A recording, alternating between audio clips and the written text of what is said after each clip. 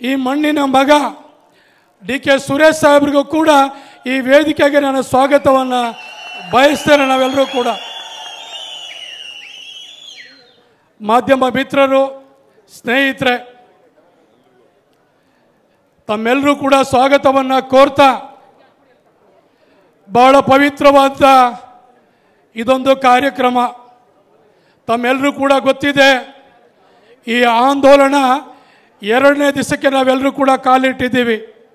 ನಿನ್ನೆ ತಾನೇ ನಮ್ಮ ನಾಯಕರು, ಉಪಮುಖ್ಯಮಂತ್ರಿಗಳು ಈ ಒಂದು ಕಾರ್ಯಕ್ರಮಕ್ಕೆ, ಜನ ಆಂದೋಲನ ಅನ್ನುವಂಥ ಕಾರ್ಯಕ್ರಮಕ್ಕೆ ನಿನ್ನೆ ತಾನೇ ಚಾಲನೆ ಕೊಟ್ಟು ಇವತ್ತು 2ನೇ ದಿವಸಕ್ಕೆ ನಾವು ಕಾರ್ಯಕ್ರಮವನ್ನು ಪ್ರಾರಂಭ ಮಾಡಿದ್ದೀವಿ.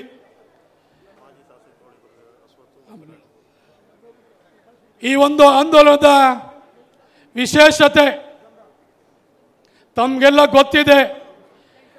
BJP ಮತ್ತು JDS ಭ್ರಷ್ಟಾಚಾರಗಳು, ಹಗರಣಗಳು, ಅತ್ಯಾಚಾರಗಳು, ಲೂಟಿಗಳು ಎಲ್ಲವೂ ಕೂಡ ಜನರಿಗೆ ತಿಳಿಸ್ಬೇಕು, ಇದನ್ನು ಬಿಚ್ಚಿಡಬೇಕು.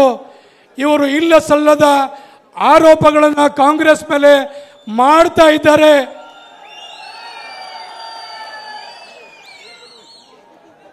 ಈಗ ತಾನೇ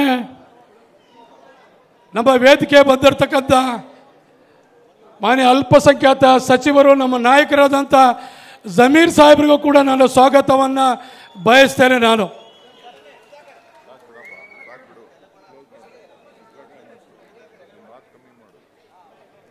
ತಾವೆಲ್ಲರೂ ಕೂಡ ಈ ಕಾರ್ಯಕ್ರಮಕ್ಕೆ ಹೆಚ್ಚಿನ ರೀತಿಯಲ್ಲಿ ತಾವೆಲ್ಲರೂ ಕೂಡ ಹೆಚ್ಚಿನ ಸಂಖ್ಯೆಯಲ್ಲಿ ಬಂದಿದ್ದೀರಿ. ತಾವೆಲ್ಲರೂ ಕೂಡ ಇನ್ನು ನಮ್ಮ ನಾಯಕರು ಮಾತಾಡಬೇಕಾಗಿದೆ, ಬೇಕಾದಷ್ಟು ಮುಖಂಡರು ಕೂಡ ಮಾತಾಡಬೇಕಾಗಿದೆ ಇವತ್ತು. ಆ ಒಂದು ನಿಟ್ಟಲ್ಲಿ ಈಗ ನಮ್ಮ ಜಹೀಮ್ ಸಾಹೇಬರು ಉದ್ಘಾಟನೆ ಆದಮೇಲೆ ಮಾನ್ಯ ಜಮೀರ್ ಸಾಹೇಬರು, ನಮ್ಮ ವಸತಿ ಸಚಿವರು ಕೂಡ ಈಗ ನಿಮ್ಮನ್ನೆಲ್ಲರೂ ಕೂಡ ಉದ್ದೇಶಿಸಿ ಇವತ್ತು ಮಾತಾಡ್ತಾರೆ.